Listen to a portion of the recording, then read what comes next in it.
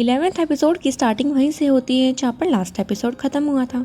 हम कुछ लोगों को खुदाई करते हुए देखते हैं जहाँ पर उन्हें एक डेड बॉडी मिल जाती है। उसे देखकर वो घबरा गए थे और वहाँ से सीधा पुलिस स्टेशन में कॉल कर देते हैं। सीन शिफ्ट करते हैं और हम किम दोहा और सोली को देखते हैं जो फेस्टिवल को काफ़ी इंजॉय कर रहे थे। तभी हम ली किंग को डिटेक्टिव पार्क के साथ देखते हैं जहाँ पर पार्क को भी उस डेड बॉडी के बारे में पता लग गया था और वो ली किंग को लेकर उसी जगह पर पहुँच गए थे उसकी जाँच के लिए। ली किंग वहाँ पर आसपास के एरिया को देखने लगता है कि तभी डिटेक्टिव पार्क उस बॉडी के पास जाते हैं। उन्हें वहाँ पर एक रिंग मिलती है। उन्हें शक था कि ये बॉडी और किसी की नहीं, जॉय की थी। वो उस रिंग को ली किंग से छुपा लेते हैं। इसके बाद हम ली को देखते हैं जो सभी को अपने कैश प्राइज जीतने पर पार्टी दे रहा था। वहाँ पर किम दोहा और सोली भी मौजूद थे। वहाँ पर ओबेक, चारुक और चीची ली की काफ़ी तारीफ कर रहे थे। तो ली उन्हें बताता है कि किम दोहा के बिना तो ये पॉसिबल ही नहीं होता। वहाँ पर दोहा भी ली की तारीफ करता है कि उसने काफ़ी अच्छा सॉन्ग लिखा था। तभी हम उनके बीच एक और लड़के को बैठा हुआ देखते हैं जो कि चारुक का न्यू बॉयफ्रेंड था। वहाँ पर वो किम दोहा और सोली के बीच के रिलेशनशिप के बारे में पूछता है तो दोहा बिना टाइम लगाए उन्हें बता देता है कि सोली उसकी गर्लफ्रेंड है। वहाँ पर सभी शॉक हो गए थे और उनके लिए काफ़ी खुश भी थे। तभी चारुक भी अपने बॉयफ्रेंड से सबको इंट्रोड्यूस करवाती है और उसका बॉयफ्रेंड एक नंबर का झूठा इंसान था। सोली को तो उसका सारा झूठ सुन रहा था लेकिन बाकी सबको नहीं पता लग रहा था, यहाँ तक कि चारुक भी उसके प्यार में पागल थी। तभी चारुक बाहर खड़ी होकर मेकअप कर रही थी और सोली उसके पास जाकर उसे वार्न करती है उसके बॉयफ्रेंड को लेकर। चारुक सोचती है कि ये शमन है क्या सच में, इसको कैसे पता। फिर वो अंदर आ गई थी जहाँ पर अब ली किम दोहा के साथ ज़बरदस्ती से करने लग गया था कि वो उसका मास्टर बन जाए। वो शायद उसे पहचान भी लेता है और वो बोल रहा था कि तुम किम दोहा ही हो ना, वही सॉन्ग राइटर। दोहा इससे पहले कुछ कहता कि सोली वहाँ पर आ जाती है और उन्हें बीच में इंटरप्ट कर देती है। दोहा भी कुछ नहीं बोल पाता। फिर दोहा उन्हें बताता है कि मेरे पास्ट में कुछ ऐसा हुआ है जिसके कारण मैं आज ऐसा हूँ।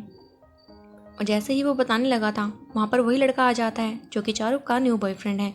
तभी दोहा चुप कर जाता है और बोलता है मैं किसी और टाइम तुम्हें इसके बारे में बताऊँगा।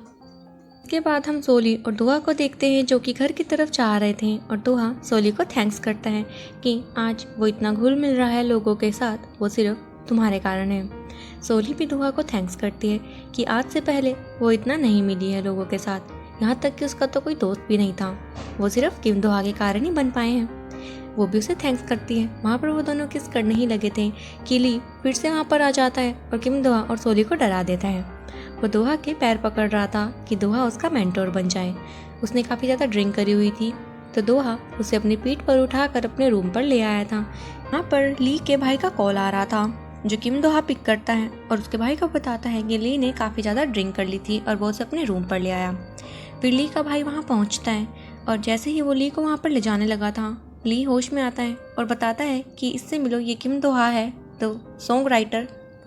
जिसे सुनकर ली का भाई बोलता है कि तुम क्या बकवास करे जा रहे हो। उसे पता था कि वो ड्रिंक कर रखी है उसने, इसलिए वो ऐसा बोल रहा है। तो वहाँ पर ली का भाई अपने भाई का भी मास्क उतारता है और किम दोहा को बताता है कि ये एंटरटेनमेंट कंपनी में काम करता है और वो भी एक सिंगर है, बिल्कुल सेओन की तरह, लेकिन वो इतना फेमस नहीं है। तब किम दोहा को याद आता है कि वो उस कंपनी में उससे पहले मिल चुका है जहाँ पर वो उससे रिक्वेस्ट कर रहा था कि सेओन के सॉन्ग्स लिखने के बाद क्या वो उनके लिए भी एक सॉन्ग लिख सकते हैं।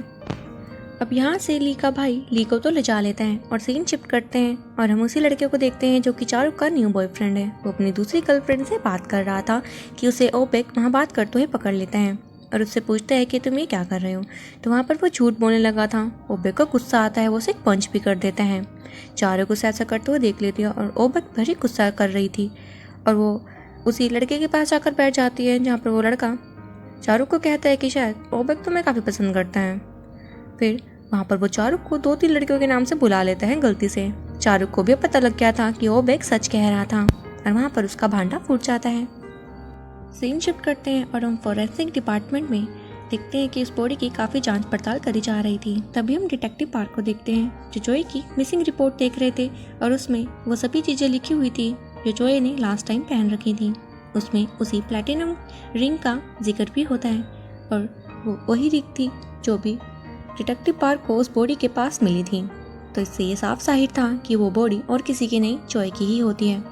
तभी डिटेक्टिव पार्क को एक लड़के का फोरेंसिक डिपार्टमेंट से कॉल आता है और वो उन्हें बता रहा था कि वो बॉडी एक लड़की की है जो 5 साल पहले वहाँ पर दफनाई गई थी और उस बॉडी में कोई भी ऐसा निशान नहीं है जिससे कि ये कहा जा सके कि उसके साथ ज़बरदस्ती करी गई थी और उस बॉडी का DNA जल्दी ही लिया जाएगा। तभी डिटेक्टिव पार्क कॉल काट देते हैं और वो काफ़ी ज़्यादा स्ट्रेस में आ गए थे।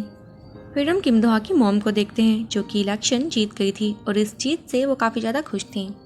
तभी हम ली कैंग को भी देखते हैं जो अपने ऑफिस में बैठकर उसी केस के सिलसिले में सोच रहा था कि वो स्केलेटन चोय का ही होगा। और यहाँ से हमें एक पास्ट का सीन दिखाते हैं जहाँ पर जब वो स्केलेटन मिला था तो ली कैंग डिटेक्टिव पार्क को कह रहा था कि स्केलेटन चोय का हो सकता है क्योंकि ये बीच के काफ़ी पास हैं, लेकिन पार्क उसे बोलने लगते हैं कि ये केस मेरे अंडर है, तुम्हें इसकी टेंशन लेने की ज़रूरत नहीं है।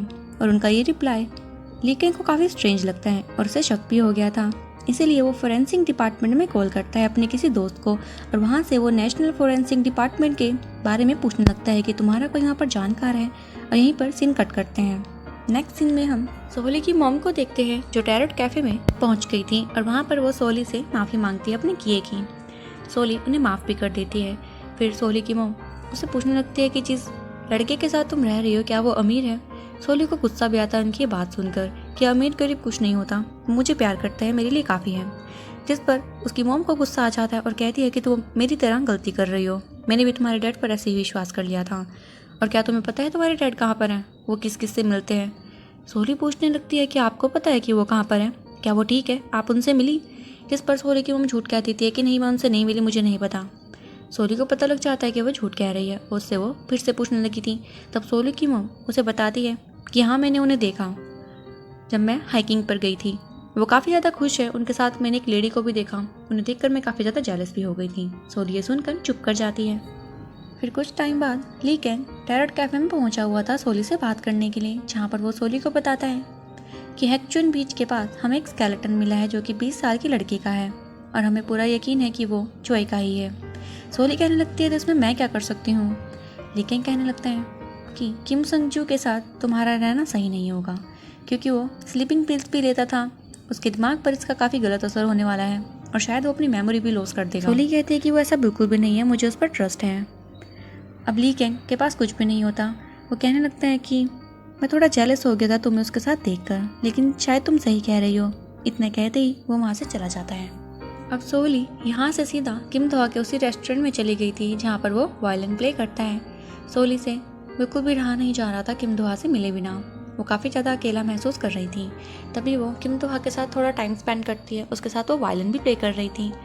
वहाँ पर किम दोहा सोली से कहने लगता है कि तुम्हारा मूड कुछ सही नहीं लग रहा है, तुम भले ही लोगों का झूठ पकड़ सकती हो लेकिन मैं तुम्हारे एक्सप्रेशन को समझ सकता हूँ। सोली इतना कहते ही उसे हक कर लेती है और वहाँ पर दोहा भी उसे हक कर लेता है। अब सीन शिफ्ट करते हैं पुलिस स्टेशन की तरफ, जहाँ पर जिन काफ़ी गुस्से में था क्योंकि उसे पता लग गया था कि हैक्चुन बीच के पास से एक डेड बॉडी मिली है यानी कि स्केलेटन, और वो पूरे यकीन से कह सकता था कि वो स्केलेटन चोय का ही है।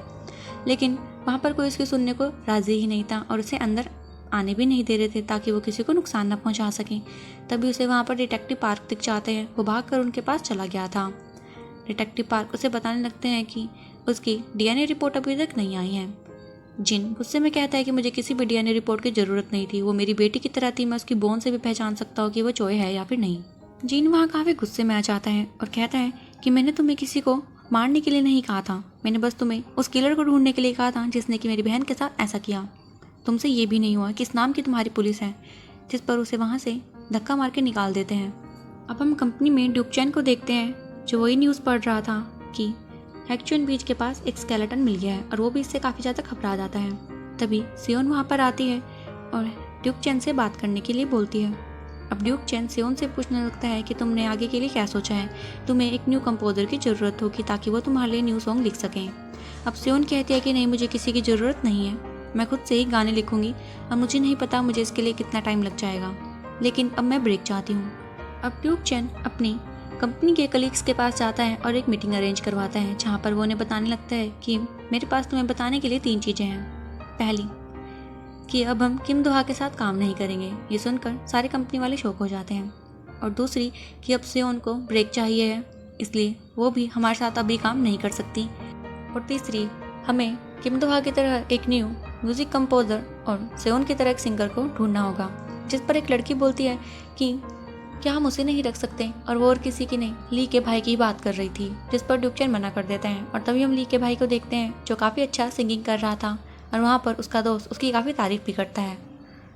और इस पार्ट को हम यहीं पर ख़त्म करते हैं। मिलते हैं इसके नेक्स्ट पार्ट के साथ। Till then take care, good bye.